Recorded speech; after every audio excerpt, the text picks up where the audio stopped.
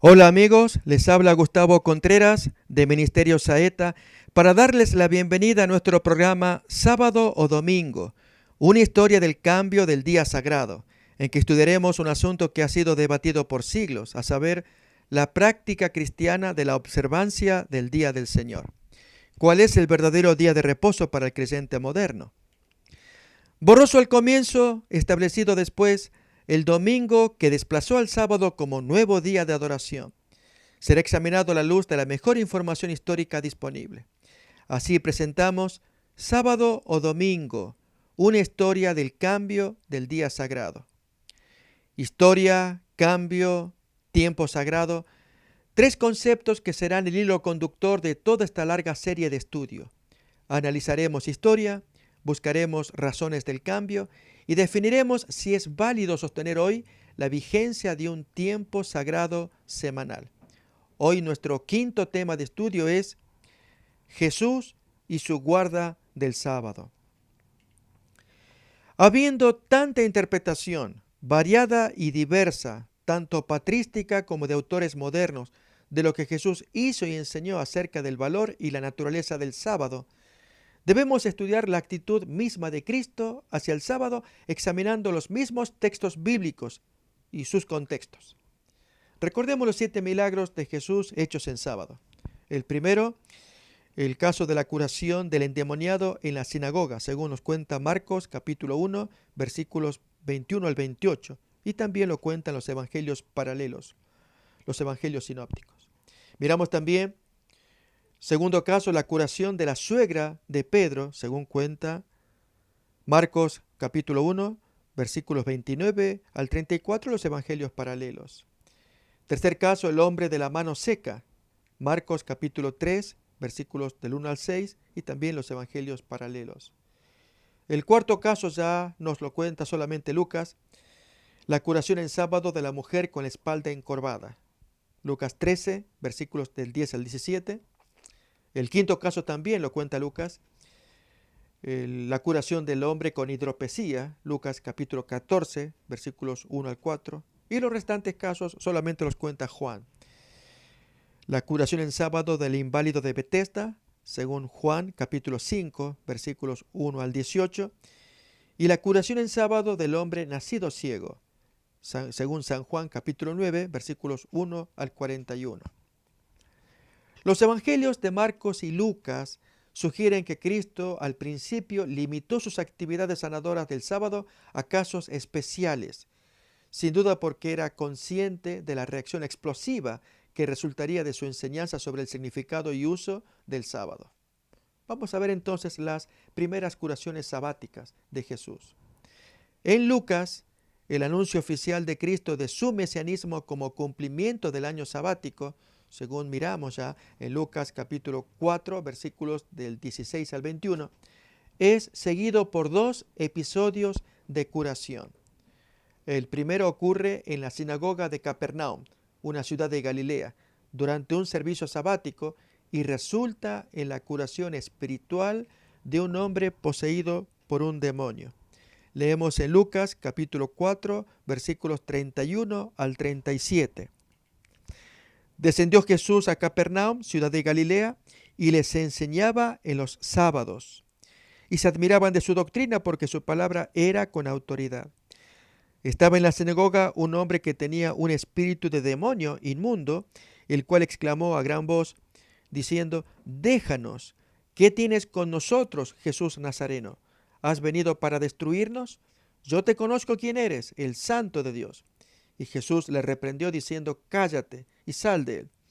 Entonces el demonio, derribándole en medio de ellos, salió de él y no le hizo daño alguno. Y estaban todos maravillados y hablaban unos a otros diciendo, ¿qué palabra es esta que con autoridad y poder manda a los espíritus inmundos? Y salen. Y su fama se difundía por todos los lugares de los contornos. El segundo caso de curación se lleva a cabo inmediatamente después del servicio en la casa de Simón Pedro y resulta en la restauración física de la suegra de Simón. Leemos en Lucas capítulo 4, versículos 38 y 39. Entonces Jesús se levantó y salió de la sinagoga y entró en casa de Simón. La suegra de Simón tenía una gran fiebre y le rogaron por ella. E inclinándose hacia ella, reprendió la fiebre y la fiebre la dejó. Y levantándose ella al instante, les servía. En ambos casos, Cristo actúa por causa de la necesidad y el amor. En primer lugar, lo que mueve a Cristo a actuar es la necesidad de liberar o redimir o rescatar a una persona del poder de Satanás y de ese modo restaurar el orden en el servicio. La función redentora del sábado, que ya está implícita en este acto de Cristo, se proclamará más explícitamente en las sanidades posteriores. En el segundo ejemplo, Cristo actúa por deferencia a uno de sus amados discípulos y a su suegra. En este caso, la curación física hace que el sábado sea un día de regocijo para toda la familia. También es digno de mención que la curación da como resultado un servicio inmediato. Como dice el texto en Lucas 4:39, inmediatamente ella se levantó y les sirvió. El significado del sábado como redención, gozo y servicio, ya presente en una fase embrionaria en estos primeros actos sanadores de Cristo, se revela más explícitamente en el posterior ministerio sabático de Jesús. Sin embargo, en esta etapa inicial, la mayor parte de las actividades curativas de Cristo se posponen hasta después del sábado, aparentemente para evitar una confrontación y rechazo prematuros. Vamos a mirarlo en Lucas capítulo 4:40. Al ponerse el sol, todos los que tenían enfermos de diversas enfermedades los traían a él, y él, poniendo las manos sobre cada uno de ellos, los sanaba. También demonios de muchos dando voces y diciendo: tú eres el Hijo de Dios. También ellos salían, pero él los reprendía y no les dejaba hablar porque sabían que él era el Cristo. Así también lo presenta Marcos capítulo 1, versículos desde el 32 en adelante. Cuando llegó la noche, luego que el sol se puso, después de aquel sábado de doble curación del endemoniado y la suegra de Pedro, le trajeron todos los que tenían enfermedades y a los endemoniados, y toda la ciudad se agolpó a la puerta. Y sanó a muchos que estaban enfermos de diversas enfermedades, y echó fuera muchos demonios, y no dejaba hablar a los demonios porque lo conocían. El siguiente episodio de curación es el caso del hombre de la mano seca, que lo informan los tres sinópticos. Mateo capítulo 12, versículos 9 al 14, Marcos capítulo 3, los 6 primeros versículos, y Lucas 6, desde el versículo 6 en adelante. Este caso es el caso de prueba en el que Cristo comienza sus reformas sabáticas. El maestro se encuentra en la sinagoga delante de un hombre con una mano paralizada, traído allí con toda probabilidad por una delegación de escribas y fariseos. Estos habían venido a la sinagoga no para adorar, sino para escrutar a Cristo, para ver si en sábado lo sanaría a fin de poder acusarlo. Leemos entonces de Marcos capítulo 3, los primeros versículos. Otra vez entró Jesús en la sinagoga y había allí un hombre que tenía seca una mano. Y le acechaban para ver si en el día sábado lo sanaría a fin de poder acusarlo. Que los fariseos usaron al inválido como una trampa para Cristo está indicado no solo por su papel en el episodio como espías, sino también por su acción inmediata. Esto nos lo cuenta al final de esta porción en Marcos capítulo 3, versículo 6. Y salidos los fariseos tomaron consejo con los herodianos contra él para destruirlo. O aún en Lucas capítulo 6, versículo 11. Y ellos se llenaron de furor y hablaban entre sí qué podrían hacer contra Jesús, luego de presenciada la curación del hombre de la mano seca. En el Evangelio de los Nazarenos es interesante, el relato se embellece al hacer que el caso del hombre sea más urgente. Edgar Hennecke, editor de los apócrifos del Nuevo Testamento, incluye esta cita de los nazarenos. Yo era albañil y me ganaba el sustento con mis manos. Te suplico, Jesús, que mi salud me sea devuelta para que no tenga que suplicar con ignominia por mi pan. Si miramos el texto casi equivalente de Mateo capítulo 12, versículo 13, leemos así: entonces dijo aquel hombre, extiende tu mano. Y él extendió y le fue restaurada, sana como la otra. Bien, aquí el texto de Mateo lo cuenta, como los otros sinópticos, muy sucintamente, mientras que en este evangelio apócrifo narra más detalles que probablemente pudieron haber surgido de la tradición oral de los hermanos que transmitían esos hechos de boca en boca hasta llegar al tiempo de los nazarenos, ya que este escrito, aunque apócrifo, no llega a constituir un material herético, como miraremos ya en una descripción de estudiosos sobre el tema. Este intento de justificar la acción de Jesús en vista de una aludida necesidad aguda refleja la preocupación de los judeocristianos de retener la casuística farisea en su observancia del sábado. Esta amplificación de relato revela la existencia de una comprensión positiva del sábado, que se deriva de la actitud misma, del comportamiento mismo de Jesús. Miremos entonces el texto y los comentarios. Quien escribe sobre ello es Jerónimo, que murió por el año 420, en su comentario a Mateo. Allí comentando el capítulo 12, versículo 13, Jerónimo escribió esto como un comentario. En el evangelio que usan los nazarenos y los ebionitas, que hemos traducido recientemente del hebreo al griego, y que es llamado por la mayoría de la gente el auténtico evangelio hebreo de Mateo, se describe al hombre que tenía la mano seca como albañil, que pidió ayuda en las siguientes palabras. Y esto es lo que Jerónimo leyó, que tradujo del hebreo al griego, y él lo pone en su comentario cuando él comenta a Mateo. Yo era albañil y me ganaba mi sustento con mis manos. Te suplico, Jesús, que se me devuelva mi salud para que no tenga que suplicar con ignominia por mi pan. Y ahora entonces Géneke, en su New Testament apócrifa, hace el siguiente comentario en la página 160 del primer tomo. Los círculos en los que surgieron los judeocristianos sirios o nazarenos claramente no eran heréticos, sino que pertenecían, en la medida en que el Evangelio de los nazarenos nos permite distinguirlos, a la gran iglesia. Como dijo el autor White, en contenido y carácter no eran más judeocristianos que Mateo. Según Mateo, le hacen a Cristo la pregunta probatoria: ¿es lícito sanar en sábado? Mateo 12:10. Su pregunta no está movida por una preocupación genuina por el enfermo, ni por un deseo de explorar cómo el sábado está relacionado con el ministerio de sanidad.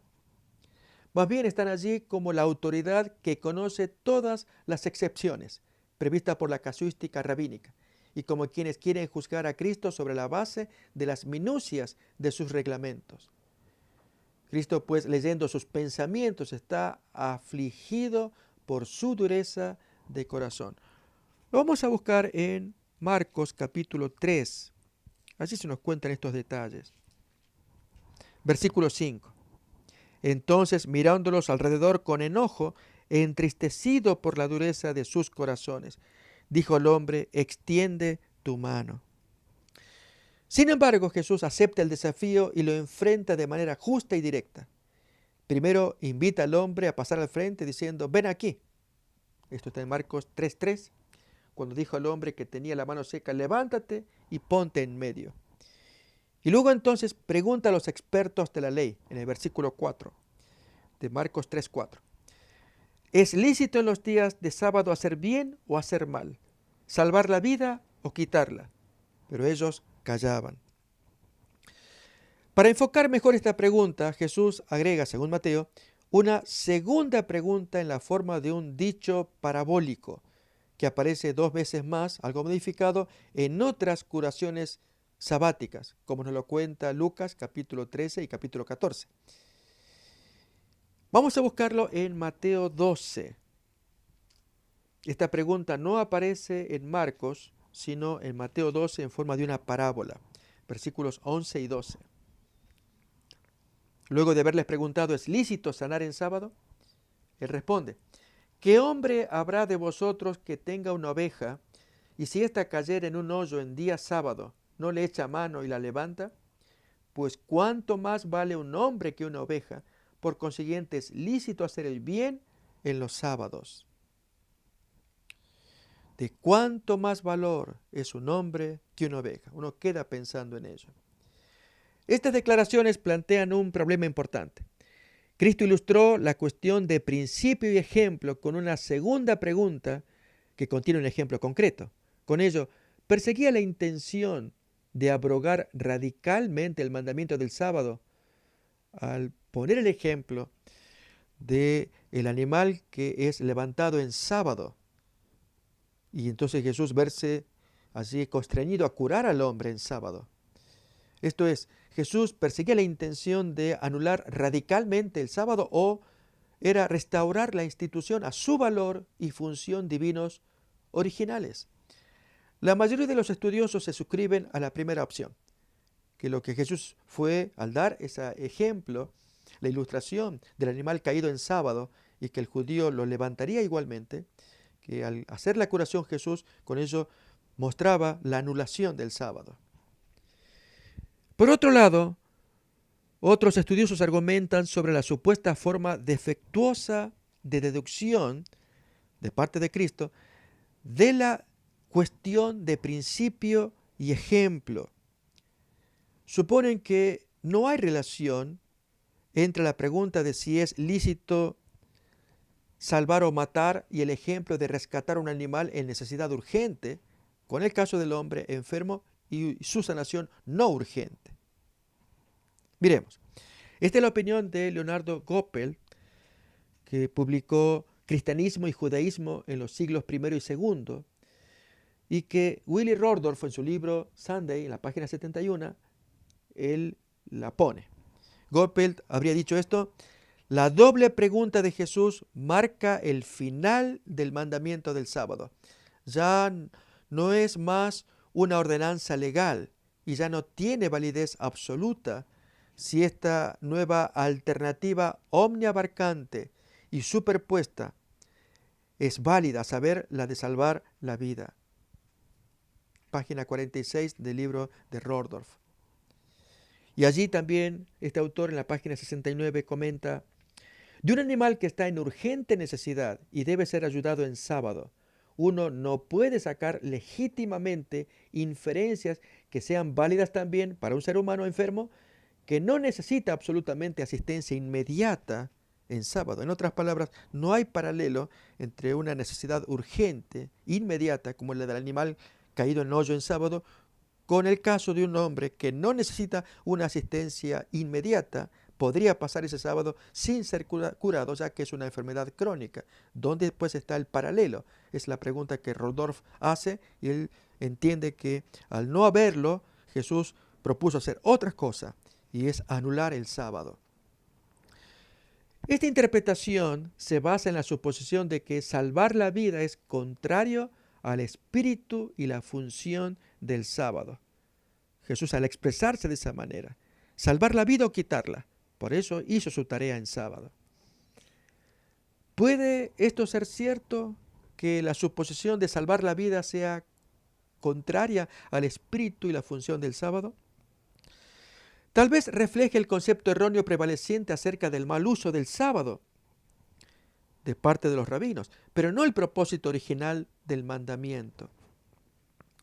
Aceptar esta suposición haría que Dios fuera culpable de fallar en salvaguardar el valor de la vida al instituir el sábado. La Mishnah es explícita al respecto. Cualquier caso en el que exista la posibilidad de que la vida corra peligro, la ley del sábado es desplazada. También lo dice el Talmud. Miremos. Allí en el tratado Yomá, en el capítulo 8, Mishnah 6, dice asimismo el rabino Matías ben Harás: si una persona siente dolores en la garganta, se le puede dar una medicina por vía bucal en sábado, ya que hay peligro de vida, y todo peligro de vida desplaza al sábado.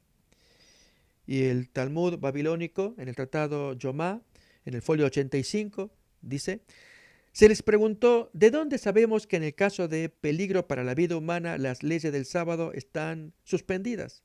El rabino Ismael respondió: si se encuentra un ladrón entrando por la fuerza, en sábado. Ahora bien, en el caso de este, es dudoso si ha venido a tomar dinero o vida. Y aunque el derramamiento de sangre contamina la tierra, de modo que la Shejinah o gloria se aleja de Israel, sin embargo es lícito salvarse a costa de su vida. ¿Cuánto más puede uno suspender las leyes del sábado para salvar la vida humana? El estudioso Israel Abrahams, en sus estudios sobre el farisaísmo y los evangelios, de 1917, en la página 129 y 30, tiene unos comentarios. El paralelo entre el punto de vista de Jesús y el de los fariseos es aún más cercano. El padre de los macabeos, bajo la presión de la necesidad práctica, estableció el principio, que nos lo cuenta el primer libro de los macabeos, el capítulo 2, versículo 39, de que la autodefensa era legal en sábado, ya que sostener lo contrario era entregar al hombre la vida y el alma al sábado. Esto es similar a lo que Jesús enseñó, que el hombre no fue hecho para el sábado. Y si bien Jesús lo pronunció posteriormente, los macabeos entendieron de igual manera que el hombre no podía verse entregado al sábado frente a sus enemigos, quienes los mataban si ellos en sábado no se defendían. Y a partir de ahí sentaron ese principio de usar incluso el sábado para defender la vida, que era importante. Sin embargo, en el caso del hombre con la mano seca y en todos y cada uno de los otros ejemplos de curación en sábado, nunca se trata de una cuestión de ayuda a una persona enferma en estado de emergencia, sino siempre a personas con enfermedades crónicas. Eso es llamativo. Por ello, Rordorf concluye que el principio de salvar la vida no es un valor descriptivo de la observancia del sábado, sino más bien una referencia a la naturaleza de la misión del Mesías, que era extender la salvación inmediatamente a todos los necesitados. Frente a esta conciencia mesiánica de Jesús, el autor entonces sentencia ya contra el sábado lo siguiente: Jesús vio que toda restricción externa, incluso la del mandamiento del sábado, se volvía irrelevante. El mandamiento del sábado no fue simplemente empujado a un segundo plano por la actividad sanadora de Jesús, simplemente fue anulado. Es en su libro Sunday, en la página 70. Este tipo de análisis no hace justicia a varios puntos de la narración.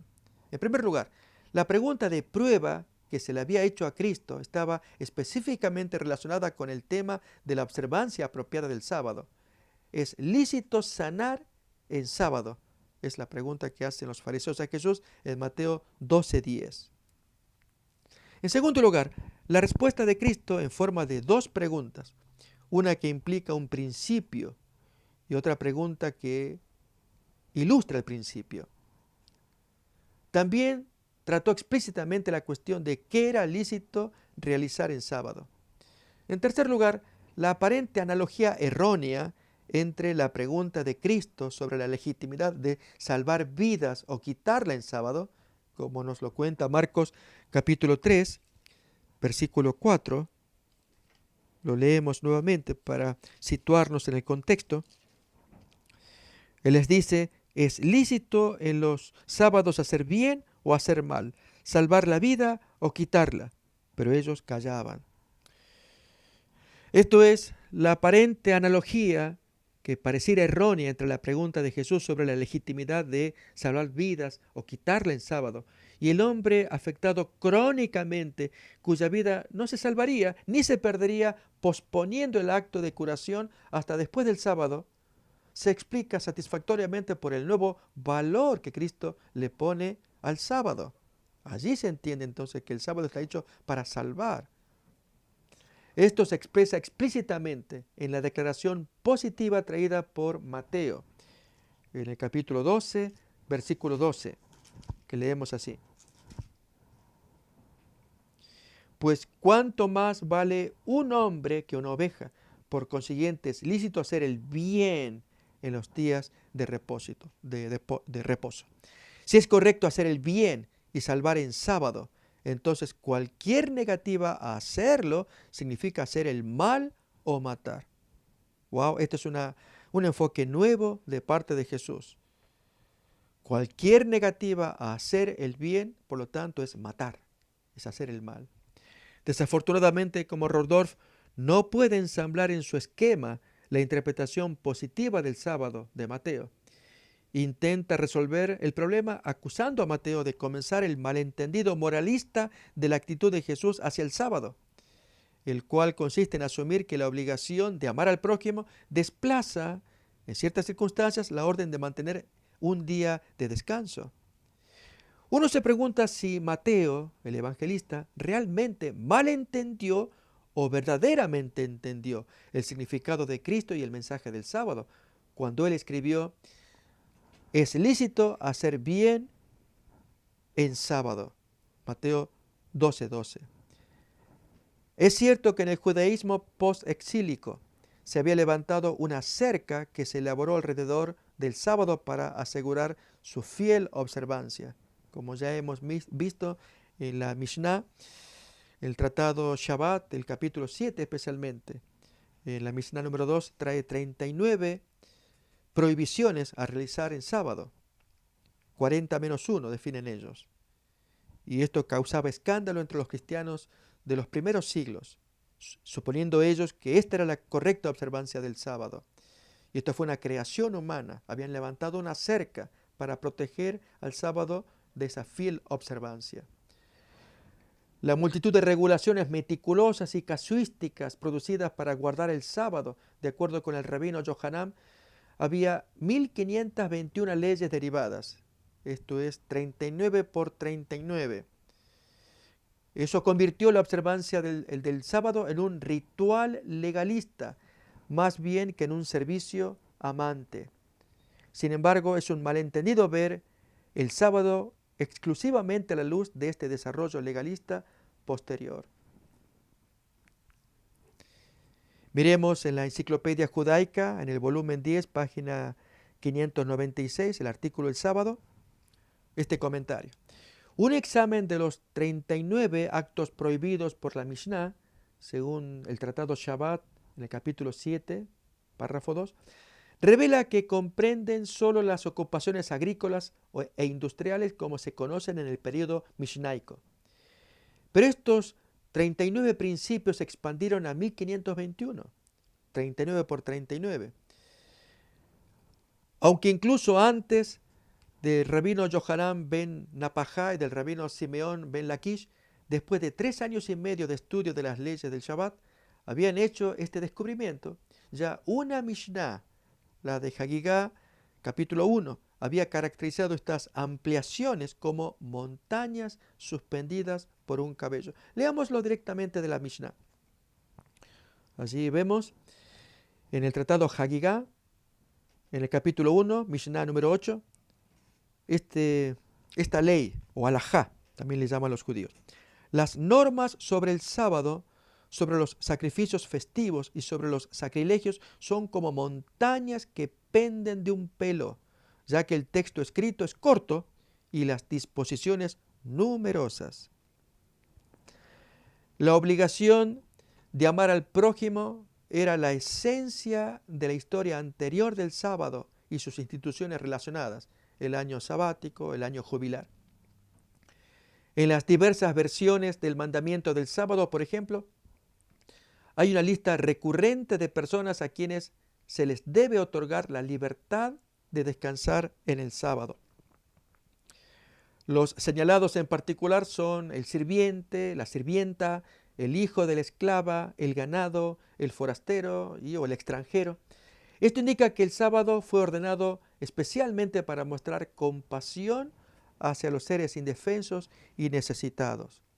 6 días harás tu trabajo, pero el 7º día descansarás, para que tu buey y tu asno puedan descansar y el hijo de tu sierva y el extranjero sean refrescados, nos dice Éxodo capítulo 23, versículo 12.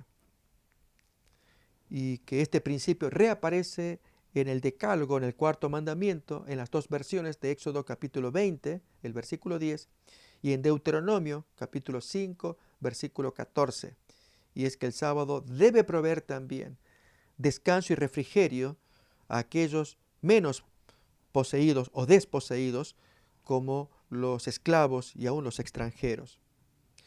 Así como Jehová les aseguró la libertad y el valor de su pueblo, así los propietarios debían preocuparse por el valor y libertad de sus súbditos. De hecho, si ya es conmovedor que el sábado haya sido diseñado para mostrar preocupación, incluso por el ganado, ¿cuánto más por la gente desposeída? Como dice Hans Walter Wolf en un artículo, El día de descanso en el Antiguo Testamento, en el año 1972, escribió así: es más conmovedor que de todos los trabajadores dependientes, el hijo de la esclava y el extranjero sean especialmente señalados para el descanso. Porque cuando a estas personas se les ordena trabajar, no tienen ningún recurso o protección. En la página 504. Esta dimensión original del sábado como un día para honrar a Dios, mostrando preocupación y compasión por los demás seres, había sido en gran parte olvidada en el tiempo de Jesús. El sábado se había convertido en el día en que la ejecución correcta de un ritual era más importante que una respuesta espontánea al clamor de las necesidades humanas. Nuestra historia proporciona un ejemplo apropiado de esta perversión prevaleciente al contrastar dos tipos de guardadores del sábado. Por un lado, leemos aquí en Marcos capítulo 3, versículos 4 y 5. Estaba Cristo, dice el versículo 4 y 5, ¿es lícito en los días de sábado hacer bien o hacer mal? Entonces, mirándolos alrededor con enojo, entristecido por la dureza de sus corazones, dice el hombre: extiende tu mano. Afligido de corazón a causa de sus acusadores, toma las medidas para salvar la vida de un hombre desdichado. Y por otro lado, aparece otro tipo de guardador del sábado, los expertos de la ley, que mientras estaban sentados en un lugar de adoración, pasaban su tiempo de reposo buscando faltas y pensando en métodos para matar a Cristo, como nos lo cuenta Marcos 3, 2 y 6. Y le acechaban para ver si en sábado le sanaría a fin de poder acusarle. Y versículo 6, y salidos los fariseos tomaron consejo con los herodianos contra él para destruirlo. Este contraste de actitudes bien puede proporcionar la explicación a la pregunta de Cristo sobre la legitimidad de salvar o matar en sábado, como habíamos leído en Marcos 3:4. ¿Es lícito en los días de sábado hacer bien o hacer mal? ¿Salvar la vida o quitarla? Es decir, que la persona que no está preocupada por la salvación física y espiritual de los demás en sábado, automáticamente está implicada en esfuerzos o actitudes destructivos. Tremendo enfoque que Jesús está trayendo en este momento. Nuevamente, si una persona no está preocupada por la salvación física y espiritual de los demás en sábado, como ocurría con los fariseos, que estaban acechando para ver qué haría Jesús en sábado, si curaría o no. Ese individuo, si no está implicado en ayudar, automáticamente está implicado en esfuerzos destructivos. Y de hecho lo demostraron, porque cuando Jesús curó al hombre, ellos salieron ya decididos a tramar algo con los herodianos para destruirlo. ¿Acaso no podríamos ver en la pregunta de Cristo, en Marcos 3:4, si es lícito salvar la vida o quitarla, una alusión sarcástica a la conspiración de sus oponentes, que en sábado preferían quitar la vida, destruir al maestro, más que en salvar o ayudar? El programa de Cristo de las reformas sabáticas debe verse en el contexto de su actitud general hacia la ley. En el Sermón de la Montaña, Cristo explica que su misión es restaurar las diversas prescripciones de la ley a sus intenciones originales. Vamos a mirar este punto muy importante, que el trato que Jesús tuvo para con el sábado no difiere del trato que él tuvo para con el resto de las prescripciones de la ley.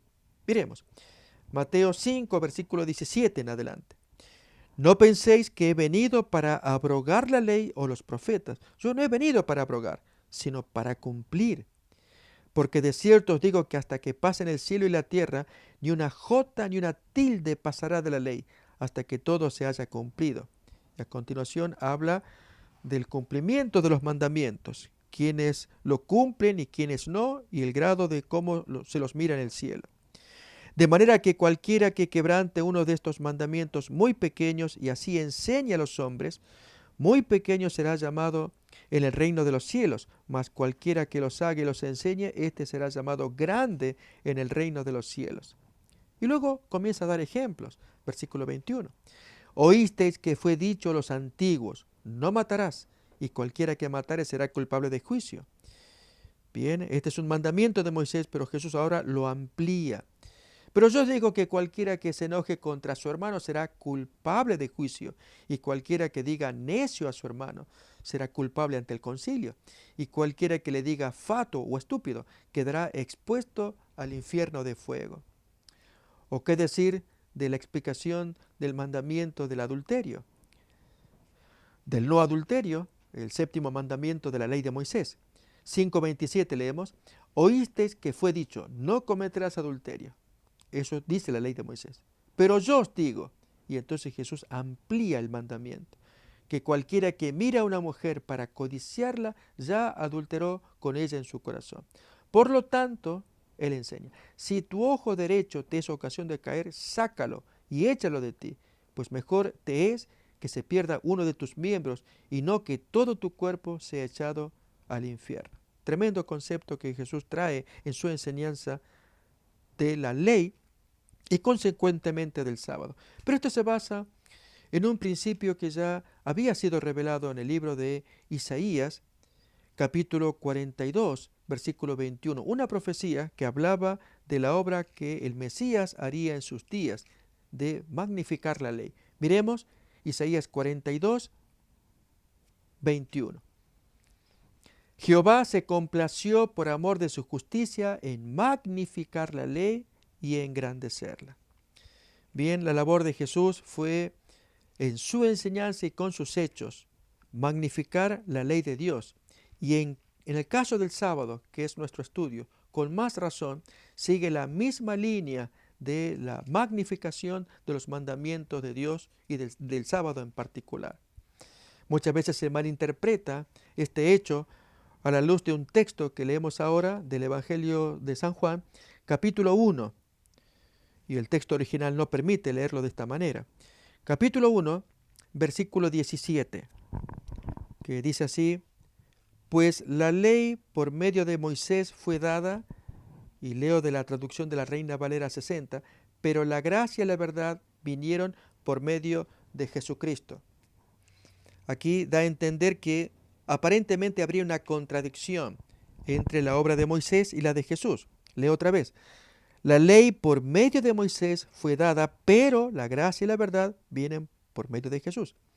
En verdad, esta dicotomía y oposición no aparece en la Biblia griega original. Por empezar, no aparece la palabra pero. Y por lo tanto, entonces, más bien, una es la superposición sobre la otra, es la ampliación de la otra. Leemos nuevamente, la ley por medio de Moisés fue dada. La gracia y la verdad de interpretar esa ley vinieron por medio de Jesucristo. Esos fueron los hechos. Así ocurrió en la obra de Jesús cuando él magnificaba la ley, como leímos hace un momento en Mateo capítulo 5. Bien, así ocurrió también con el sábado, que él lo magnificó. Este trabajo de clarificar la intención detrás de los mandamientos era una necesidad extrema, ya que con la acumulación de tradiciones en muchos casos, su función original había sido oscurecida. Como Cristo lo expresó en Marcos capítulo 7, versículo 9, dice acá,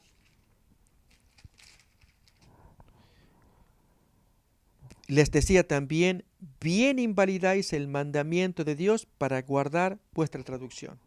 Otras traducciones leen, tenéis una fina manera de rechazar el mandamiento de Dios para guardar vuestra tradición. El quinto mandamiento, por ejemplo, para dar un ejemplo de cómo los fariseos más bien echaban abajo la ley de Dios para levantar sus tradiciones y se encuentran con la oposición de Jesús que hace lo contrario, esto es tirar abajo las leyes humanas y exaltar el mandamiento de Dios.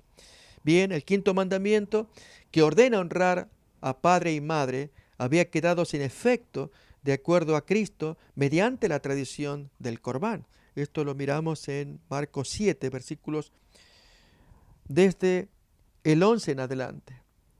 Pero vosotros decís, basta que diga un hombre al padre o a la madre es Corbán, que quiere decir mi ofrenda a Dios, todo aquello con que yo pudiera ayudarte, y no le dejáis hacer más por su padre o por su madre,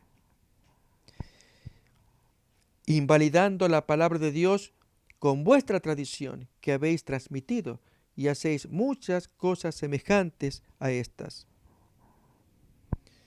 Esto consistía en rendir un servicio o una obligación que debía ser dirigido a los padres, lo convertían en un regalo que era entregado al templo. El mandamiento del sábado no era una excepción, y a menos que se liberara de las muchas restricciones casuísticas sin sentido, habría seguido siendo un sistema de autojustificación en lugar de un tiempo para amar al Creador, Redentor y a los semejantes. Como hay autores que no ven diferencia ceremonial entre el lavado de las manos de Marcos capítulo 7 y la observancia del sábado, encuentran en el cumplimiento de Cristo hacia la ley principios contradictorios. Leamos pues este ejemplo del lavado de las manos de Marcos 7 y cómo penosamente se lo iguala con el sábado. Se juntaron a Jesús los fariseos y algunos de los escribas que habían venido de Jerusalén, los cuales, viendo a algunos de los discípulos de Jesús comer pan con manos inmundas, esto es, no lavadas, los condenaban. Porque los fariseos y todos los judíos, aferrándose a la tradición de los ancianos, si muchas veces no se lavan las manos, no comen. Y volviendo de la plaza, si no se lavan, no comen. Y otras muchas cosas hay que tomaron para guardar, como los lavamientos de los vasos de beber, y de los jarros, y de los utensilios de metal, y de los lechos. Notemos que los fariseos habían creado normas y ritos con respecto a estas prácticas que ellos interpretaban que era necesario practicar. No era un rito de higiene, sino un rito ceremonial para poder participar de la comida. Así también hicieron con el sábado. Bien, lo cierto es que algunos autores como Rordorf encuentran entonces principios contradictorios en el trato de Jesús en general hacia la ley y en particular hacia el sábado. Miremos, en la página 78 y 79 de su libro Sunday, Domingo, dice, por un lado Jesús reconoció la Torá e incluso la intensificó. Lo leímos recién en Mateo 5, 17 en adelante. Mientras que, por otra parte, en virtud de su autoridad divina, no dudó en hacerle grandes brechas, huecos en ella, particularmente en sus regulaciones ceremoniales, como supuestamente la del sábado. Podemos ver aquí particularmente con claridad la interrelación entre el antiguo y nuevo pactos. Con su venida Jesús estaba destinado a abolir las observancias ceremoniales del antiguo pacto y por medio de su muerte y resurrección reemplazarlas con la nueva adoración en espíritu y verdad, como dice Juan 4, 23 y 24. Esta adoración llegó a ser la marca característica del nuevo pacto del tiempo del fin. Si bien esta conclusión en principio es correcta, que va a dejar de lado las ceremonias de la ley de Moisés porque en Jesús encuentran su cumplimiento, aquellos símbolos y ceremonias del Antiguo Testamento. Si bien el principio es correcto, el intento de Rordorf de reducir el sábado a la categoría de una regulación ceremonial que Cristo por su autoridad mesiánica simplemente anuló, como lo dice en la página 70, es totalmente injustificado, ya que él falla en demostrar que el sábado fuera considerado como un precepto ceremonial y no como un precepto moral. Lo interesante de esta discusión es que Rordorf, que iguala el sábado con las leyes ceremoniales, como leíamos una, aquella del lavado de las manos, si bien más bien este es un rito nacido de la tradición de los ancianos. Sin embargo, Jesús gastó más tiempo en reivindicar el sábado que reivindicar alguna ceremonia que se practicaba en aquel tiempo. Por eso es el punto que Rordorf no logra acertar en demostrar que el sábado sea un precepto ceremonial y no como realmente lo es un precepto moral, ya que fue Dios el que lo ordenó desde la creación.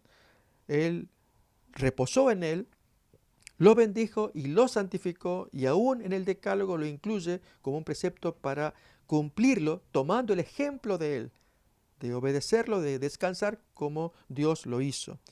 Eso no trae ningún contenido ceremonial, sino por el contrario, va bien un contenido moral.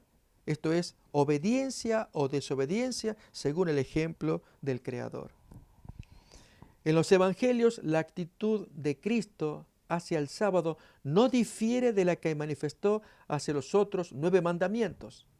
Ya hemos citado el mandamiento no matarás, el sexto, aún el mandamiento séptimo, no cometerás adulterio, él dio su interpretación, aún el quinto mandamiento del trato para con los padres, y como esto estaba entorpecido por la práctica del corbán, de la tradición de los ancianos.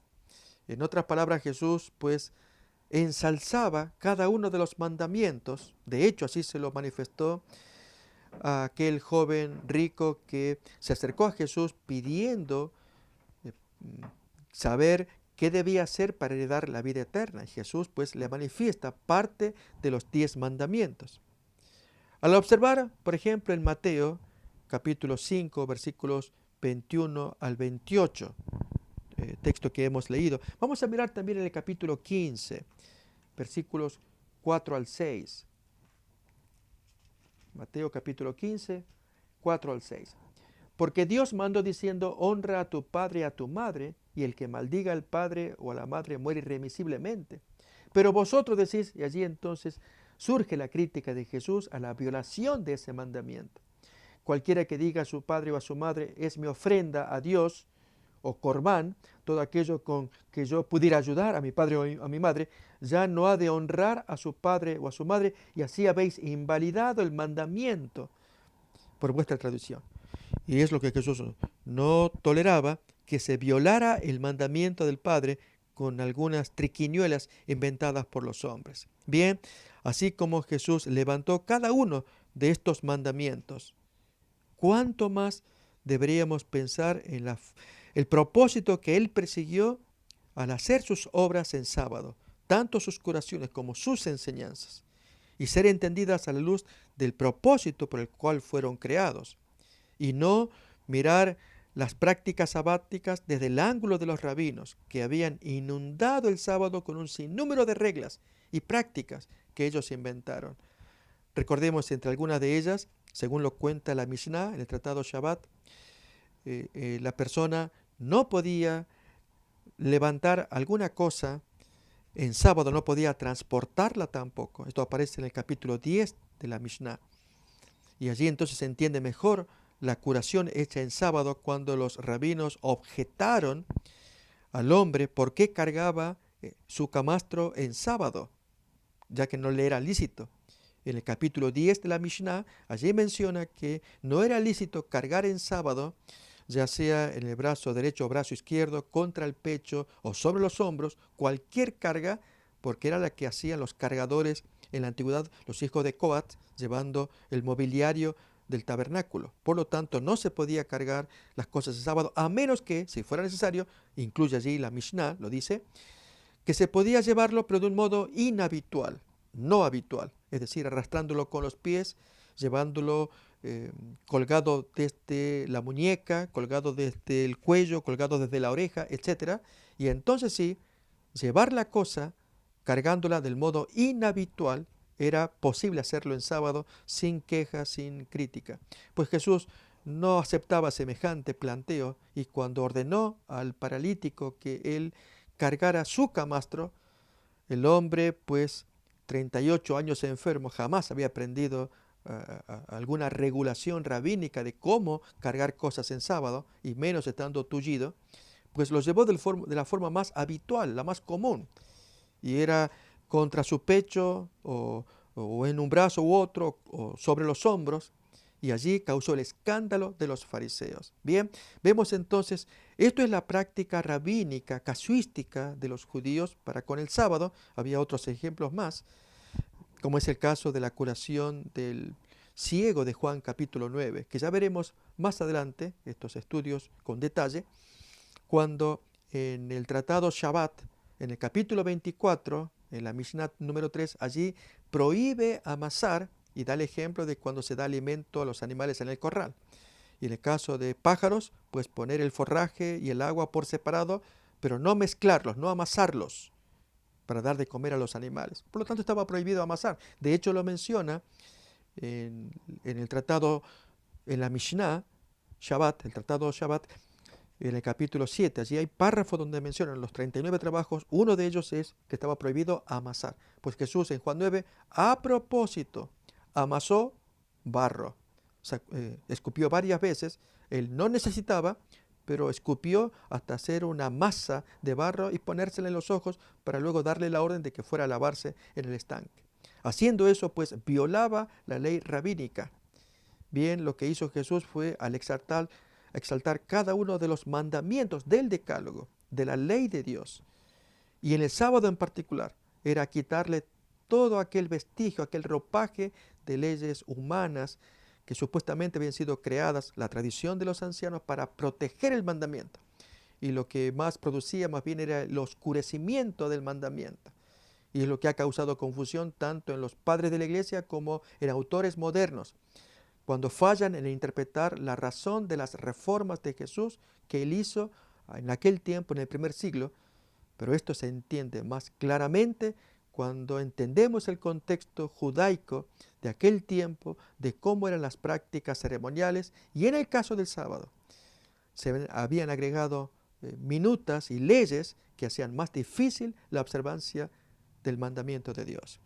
Bien, lo cierto es que la actitud de Jesús hacia el sábado no difiere de la que él manifestó hacia los otros 9 mandamientos, habíamos dicho. Por ejemplo, cuando observamos el trato humano y moral que Jesús dio a algunos de los mandamientos del Decálogo, el mismo principio él aplicó al sábado, al dar la verdadera interpretación de cómo guardarlo. ¿Y cómo era? Leemos pues entonces ya, concluyendo, Mateo capítulo 12, versículos 12 y el 7 también. ¿Cuánto más vale un hombre que una oveja? Por consiguiente es lícito hacer el bien en los sábados. Y en el 7, si supieseis qué significa misericordia quiero y no sacrificio, no condenaríais a los inocentes, porque el Hijo del Hombre es Señor del día sábado. Bien, este es el principio que Jesús establece, el trato para con el sábado, hacer el bien y preferir la misericordia que el sacrificio. Así pues estamos concluyendo este quinto tema, Jesús y su guarda del sábado. Y así nos veremos en la siguiente emisión de esta serie, Sábado o Domingo, una historia del cambio del día sagrado. Hasta entonces, gracias por acompañarnos.